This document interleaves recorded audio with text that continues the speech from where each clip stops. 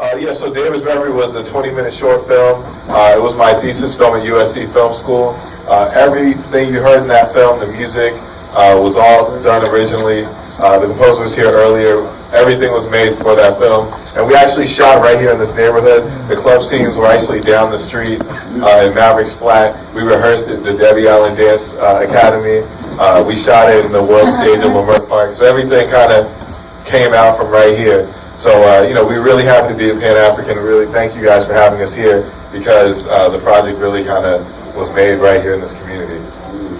Tell us a little bit more about who's associated with the film, producers, directors, writers. So, Brandon Fobbs right there, and you should come down, but it's cool. He started the film. Brandon, you can see him on the wire. We got some of the producers here, Channing Godfrey Peoples, who was in the film. She played Amber. She's taking pictures now. Eric Douglas is taking pictures. He's also another producer. Ani's here. She's a dancer. Brandon Larkins played Hunter. Mark Ridley was the father. Lisa Dore played Giselle, which was Brandon's girlfriend in the film. Who am I missing out, man? But a lot.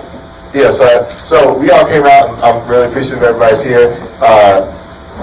If you guys all should have gotten little postcards about David's Reverie, like us on Facebook, Twitter, Instagram, all that stuff. We're there. So I want to pass the mic on to Brandon real quick, just so he can talk about his experience with it. But Brandon really gave everything to his film. He did the dancing, and he learned how to kind of play the trumpet. And actually, he has a trumpet from the whole experience. So I'm gonna let Brandon talk for a minute. Hey, everybody.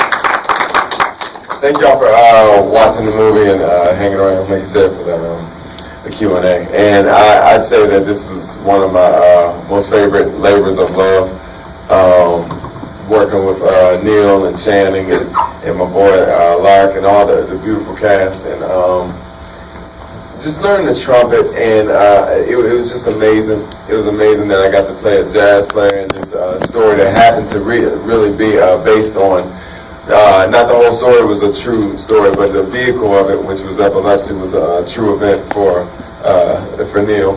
And so he was able to actually push me in another way that I hadn't been pushed, because as an actor, sometimes you know how to razzle-dazzle people with your own mental image or perception of what something can be. But I'll never forget the Neil, when I did one of my first seizures, he was like, "Brandon, that was he said, that was good. He said, that was good. He said, but man, when I went through a seizure, I felt like I was dying." I was like, oh, so I had to take it up a notch. And then when we finally did one of the ones in the apartment with Channing, that one literally had me feeling close enough to how embarrassed a person going through a real seizure could feel. Because when I finished, I looked around and I was like, man, the cameraman, they saw me go through this, and everybody saw me go through this. It was. I appreciate you for pushing me. So, man, Brandon was there for it. And like Brandon was saying, I had one of the genesis, I guess, for the project is as a teenager, I had epilepsy, so I knew what it was like, to have a seizure and that feeling. I wanted to try to create some kind of visual feeling of it, and everything, even the dancing was kind of an extension of that feeling of, kind of being like not, like being there but kind of not being there kind of thing. So that's kind of where the idea came from. Okay, we only got time for one last question, and I'm going to ask it. Do you plan to expand on this, or are you planning to do something different? We want to make a feature version of David's Reverie. So, the script's already written, and one of the big things we've been trying to do with the short is just kind of get the word out there.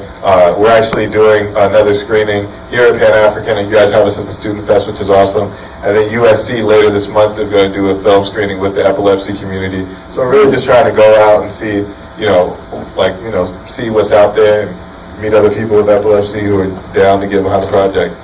And then, the next thing I want to say too is, Channing and I and Eric, maybe, I'm not sure, Eric, what you're doing yet. We're working on a project and a web series, and we're going to be announcing more stuff and looking for casting and everything. So we're going to be talking to folks. And if you guys are around, please take our contact info, because we want to, If you didn't get a postcard, and tweet us, Facebook, we're on Instagram, all these things I'm just learning.